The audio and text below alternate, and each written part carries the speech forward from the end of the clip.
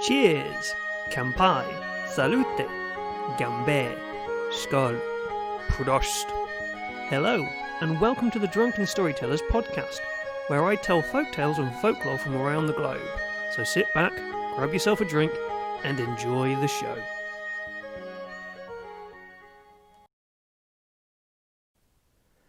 Hello everyone, sorry about that problem there with the sound.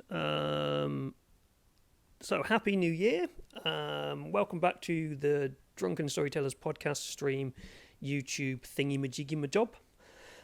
This episode, as I say, is brought to you by some Aspel's cider, and I will be talking about ciders and cats and things, and also a little bit of content warning, I will be talking about butts for a little bit, bums and bottoms and things, in a completely unrelated story that does not relate to cider. But yeah, so if anybody knows me, I don't usually drink cider. It's not my favourite, so this is a bit weird. Anyway, so in this was technically meant to be a podcast, but I seem to be calling it a podcast stream YouTubey thing because I am doing podcasty, YouTubey, streamy stuff as well. But currently no one is listening to the podcast, so please go find it on Apple, Podbean, Spotify, or Google, or wherever you listen to your podcasts, because I am going to do something slightly different. So today I actually have 3 stories I'm going to tell, but I'm only going to be telling 2 of them on the stream and video. To hear the third one, you're going to have to listen to the podcast. So, yeah, if you want 3 stories, go listen to the podcast, go sign up, leave me a review, and let me know what you think of it. So, what are the stories that I'll be talking about and telling today? Well, the first, as I say, relates to ciders and cats, and is pretty relevant to kind of either today or yesterday, depending upon how you view things. But today is January the 6th, or 12th night. So I'll be talking a little bit about that, and if anybody knows anything about folklore, you probably already know what I'm talking about. The second is an odd tale about rivers and butts and bottoms, and yeah, well, you'll find out what that one is when we get to it. And the bonus story that will only be available on the podcast is about the ningyo, and if you want to know what that is, you're gonna have to listen to the podcast. So yeah, cool, right, cheers everyone. Oh, I hope you liked my little intro. I spent this afternoon kind of making it. I hope it worked. I hope it came through, and I'll find out at the end of this as to whether it did work. But yeah, so tale 1 is all related about this stuff, cider, the apple tree man and a cat, and what is quite commonly known as wassailing. So, yeah, wassailing. If you don't know what wassailing is, I'm going to give you a little bit of a background on it, and then we'll do a little story as that as well. So, apparently, and there'll be a lot of apparentlys in all of this, the term wassailing or wassail comes from Anglo-Saxon times and from the phrase "waes hael," which means good health, like you do when you cheers. Cheers. So. Yes, I'm sipping a lot at the moment. I've got a very dry throat. That's my excuse anyway. So, for the adventurous ones of you, a traditional wassail was a drink made from, and this is rather a disgusting list of ingredients, apart from one thing, which is mulled ale. I was going to make some mulled cider, but I didn't have enough time, or the right ingredients, so I didn't. But yeah, so a wassail is made from mulled ale, curdled cream, yum, roasted apples, eggs, cloves, ginger, nutmeg, and sugar. So some of those are alright, but why would you put curdled cream and eggs into, like, beer? Makes no sense to me. It was served from huge bowls, which are often made of silver or pewter, and it was drunk on either New Year's Eve or 12th night, or both, or if you're a rich sod, then you drink it on all the 12 days of Christmas. So, yay for being rich people. The wassail drink was also apparently sometimes called lamb's wool, due to the pulp of the roasted apples looking frothy and a little like lamb's wool. I'm not sure I now actually want to try this drink. It sounds absolutely vile. So I'm going to stick to my normal cider. Whoop. Aspel's is one of the few ciders I do actually like. I don't particularly like cider that much. I've also got what I call, what do I call this? Ribena. So kind of like fruit juicy stuff. But it's not. It's actually cider, but it tastes like fruit juice. Yes, I know. So, anyway, I'll get on with the story again. In parts of England, specifically Somerset, Sussex area, and kind of the border of Wales, wassailing is still a thing. For example, you can kind of see the rise in the tradition again of the Mariloid in Wales, where they run around with a horse's head on, like a horse's skull on top of them. Go listen to the Christmas episode of Darker Days Radio, where we kind of talk a little bit about that. So yeah.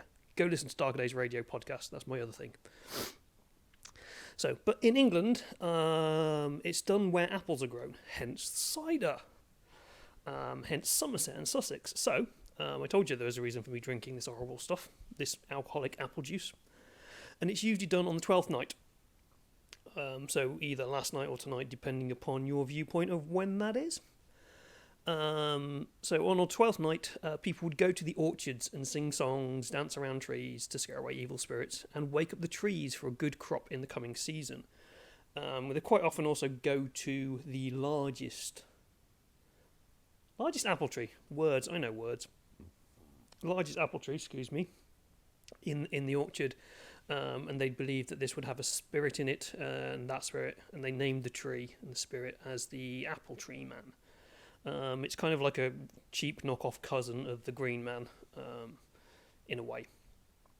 But yeah, it's also a common. I do have a script here. Woo!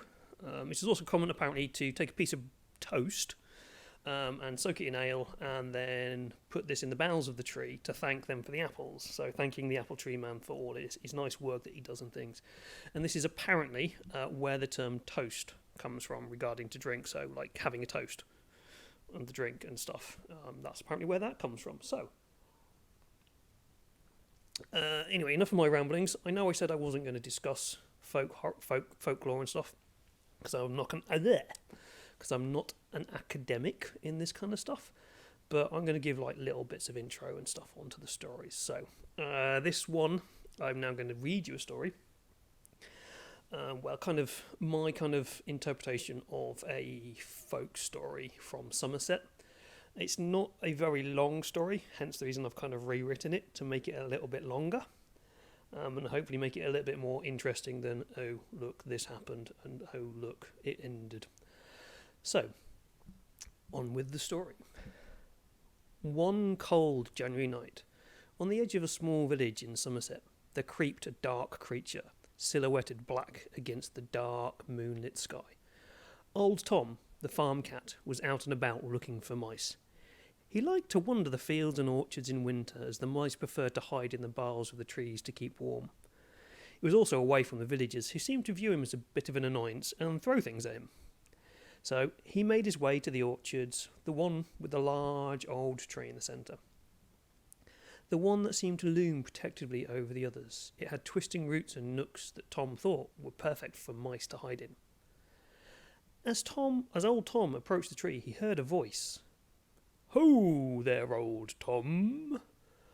I would wander elsewhere this eve, for soon the folk will come a-wassailing, to pour cider on my roots and nourish me. They will sing and dance and be raucous to scare away the evil spirits and witches that are about this eve. Go from here for your safety, for I know how they view black cats on eves like this. Come back on St. Tib's Eve, when all is well and all shall be safe. I will let you play in my roots and branches and hunt mice upon that day." Old Tom sat on his haunches and considered the apple tree's request. In the distance he could see the lights of torches, and the song of merry men getting closer. Seeing this, he sauntered off, wondering when St. Tib's Eve was. So there you go. Just a little story about a cat wandering around an orchard and a tree talking to it, because, yeah, trees talk in folktales and all sorts of other stuff. The interesting thing about this is the tree's a bit of an arse, really. I know it sounds like he's trying to be nice to the cat, who I named Old Tom. I don't think it actually has a name in the traditional story, but yeah, the tree's being a dick to the cat, because St. Tibb's Eve isn't a real thing. It doesn't exist. It's all kind of made up for folktale, and so yeah, that's why he wanders off going, when is St. Tibb's Eve? Never heard of it, don't know when that is. Maybe I can find out. Good luck with that, mate. It doesn't exist. So yeah, right. So that's the only holiday-related thing that you'll probably ever get from me. I'm probably never. I might talk about them at other points, but probably not in the actual kind of time frame when they're meant to be talked about. So my second tale for the evening, or well, whenever you're listening to this, if you're listening to it on the podcast or watching it on YouTube's, is a Japanese one, and this one is called The Kappa and the Shirikodama. Excuse me. So this is a bit of a weird one, but we like weird, so that's all good. And we're heading back to Japan because I like Japan and Japan is fun. But this is actual folklore and a folk tale kind of that I've created from kind of some bits and pieces of folklore and legends from Japan. Because I couldn't actually find a story that related to this specific thing that I wanted to talk about. So it's not me just writing random crap and urban horror. This actually does involve like Japanese myths and legends. So, first off, what is a kappa? Kappa is spelled K-A-P-P-A in English, or kappa in Japanese. Those of you who are probably maybe a little bit familiar with Japan and anime have probably heard of these things. And they're quite well known and they're quite famous within Japan. They're strange river creatures, they're aquatic river creatures, sometimes known as Kawataro, river boy, or Kawatoro, river tiger, or Suiko, which means water tiger. And it's what is known as a yokai. Yokai kind of translates to demon or spirit or imp or something of that kind of nature in Japan. Typically, they're green, humanoid bodies and webbed hands and feet, and they have a turtle or terrapin-like carapace on the back. They love cucumbers for some reason, and they also love having a little bit of a sumo wrestler. Sumo wrestler? Sumo wrestle. They might like a bit of a sumo wrestler. We'll see about that later. But on their heads, kind of on the top of their heads, there's a depression, which is called a sara, which actually translates to dish in Japanese, and it retains water.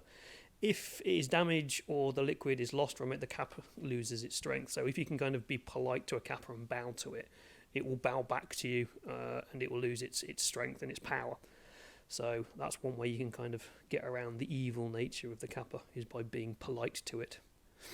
But anyway, in modern times in Japan, so kind of like nowadays, it is seen as a kind of cute and harmless creature.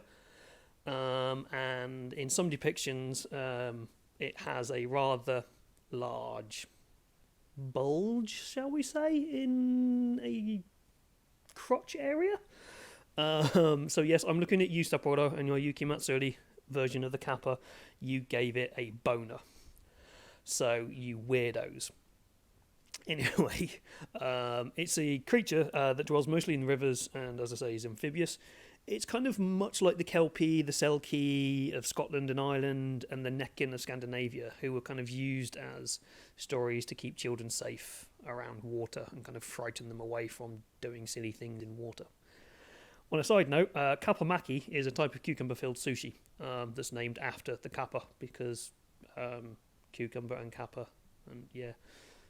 So not all sushi has rice has rice in it. Also, she does have rice in it, and also she has fish in it.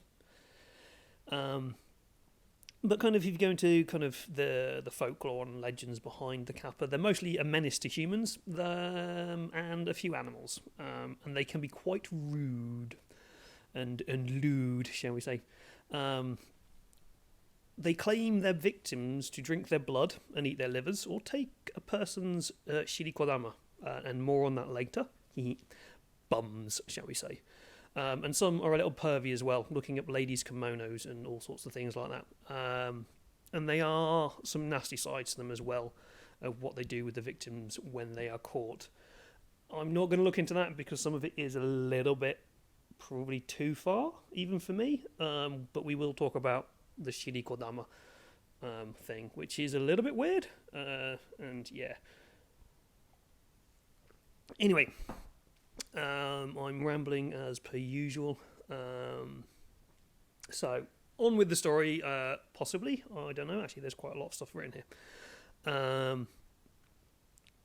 But yeah, what have I actually written here? Oh, yes, okay, so the story. I could talk about kappas for a while because there is a lot of information out there about them. If you Google them, you'll find a lot on there, and you'll probably find something like this story. But the story that I've got here is it's kind of written by me and kind of taken from other ideas, and it's based off the idea of the kappa stealing a person's shirikodama. Now, the translation of shirikodama is something like butt ball or small anus ball, and that's apparently a thing. And the kappa loves these, and it can lend them strength and power. But there's also another story in relation to those, which kind of comes in this.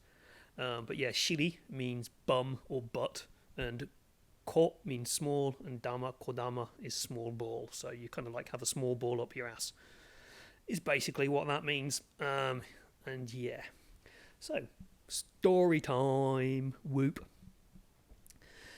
Tako-san, an old fisherman from the village of Shiroku on the Arakawa River, just outside of Chichibu in Saitama, was out fishing for his evening meal. But this day the fish were not biting, and he was becoming desperate. Since he was a child, he had heard stories of a small cove further up the river, where the fish were plenty and not afraid of humans. But he had also heard the stories as to why the fish were friendly, and that no human dare go fishing there, for their fear of the kappa that dwells below the gently rippling clear waters.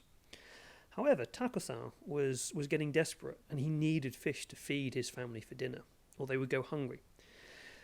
Not really believing in the stories of the kappa, Tako-san decides to try and find this cove.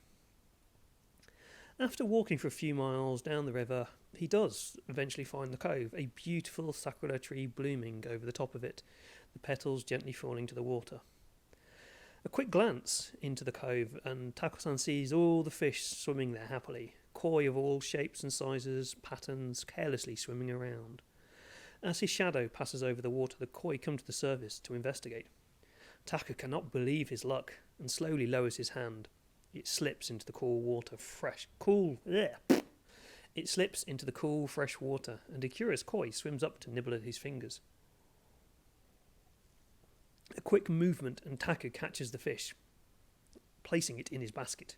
It was too easy, and so he continued. Tripping over my own words here. It was too easy, so he continued for about 10 minutes or so, unable to believe his luck. His family would eat for a week with this catch. Suddenly, all the fish darted away, and up from the depths rushed a green form, a dark green form. A webbed hand shot out and grabbed Tako-san by the arm, dragging him below the water. He saw the shell on the creature's back and the toad-like face and realised his mistake. The kappa had come for his shirikodama. Tako-san fought back, but the kappa was a skilled sumo and in his natural element. He was taken deeper and deeper and eventually drowned. And now, warning, this is the weird, kind of slightly disgusting part of the story. The kappa was desperate to get his hands on the shirikodama, for it had not had one for a long time. The kappa turned Taku over, removed his trousers, and sucked. Yeah, that's right, he sucked the shirikodama out of Taku. And yeah, he sucked it right out of his bum. So yeah, there you go. A weird turtle, frog, human thing that likes to suck balls out your butt is a thing in Japan. So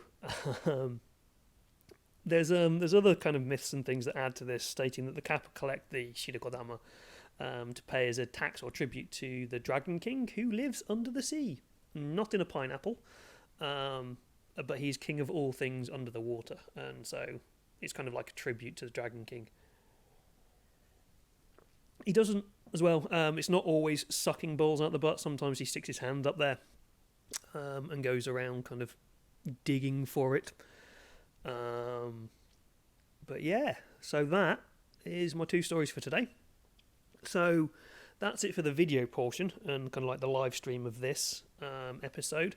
So please do like, subscribe and all that kind of stuff. Leave a comment, let me know what you think. But if you want to find out what the ningyo is, then please do head over to my podcast. I'm going to record that bit hopefully straight away, if I can get everything to work. And then it'll probably be posted up tomorrow. I'll let everyone know via the usual means when that's up. So yeah, that's all for this part. Find me over on Twitch at TheDrunkenStore1, not Twitch, Twitter, sorry, at TheDrunkenStore1. Facebook, The Drunken Storyteller. You can email me at TheDrunkenStorytellerUK@gmail.com. And you can go and check out all my other stuff, kind of my nerdy horror-themed RPG stuff over at Darker Days Radio, or kind of like my Warhammer Fantasy RPG games as well.